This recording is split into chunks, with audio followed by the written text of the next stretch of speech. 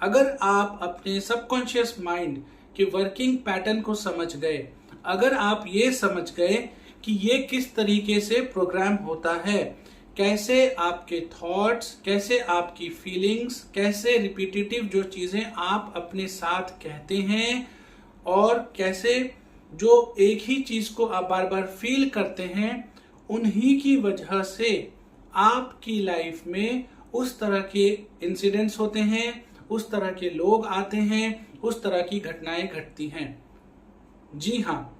ये ठीक कुछ इस तरह है जैसे कि आप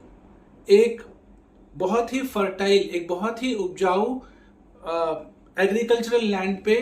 खेती कर रहे हैं। ठीक उसी तरीके से आप उस लैंड में क्या सींच रहे हैं, कैसे आप उस लैंड की देखरेख कर रहे हैं, क्या सीड्स वहां पर डाल रहे हैं, उसी का पौधा वहां पर उगेगा, उसी की फसल वहां पर आएगी। ठीक उसी तरीके से आप अपने जीवन में क्या सोच रहे हैं, क्या फील कर रहे हैं, किन विचारों में डूबे हुए हैं, किन चीजों के प्रति आप पूरा अपना एनर्जी, अपना फोकस लगा रहे हैं, कैसा आप बार बार फील कर रहे हैं, कौन सी चीजें खुद से आप रिपीटेटिव तरीके से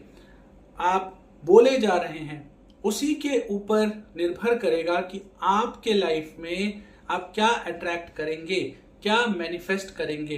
कौन से लोग आएंगे, कौन सी सिचुएशंस आएंगी, कौन सी घटनाएं होंगी। यदि आप इस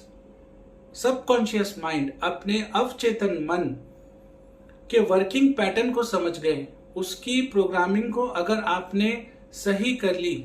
चाहे वो सेहत हो, चाहे वो पैसा हो, चाहे वो करियर हो, चाहे वो बिजनेस हो, चाहे रिलेशंस हो, चाहे आपको कहीं ट्रैवल करना है, किसी पर्टिकुलर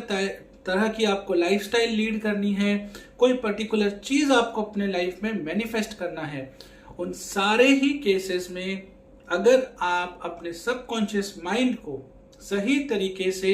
रीवायर कर ले, रीप्रोग्राम कर लें, अलाइन कर लेंगे, तो वो सारी चीजें, वो सारी घटनाएं आपकी लाइफ में अट्रैक्ट होती चली जाएंगी। हम बाहर की तरफ या कहीं ना कहीं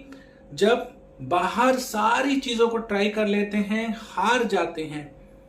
बिल्कुल गिव अप कर देते हैं, तब लास्ट में हम खुद के ऊपर आते हैं और खुद को समय देते हैं, खुद के ऊपर काम करना चालू करते हैं।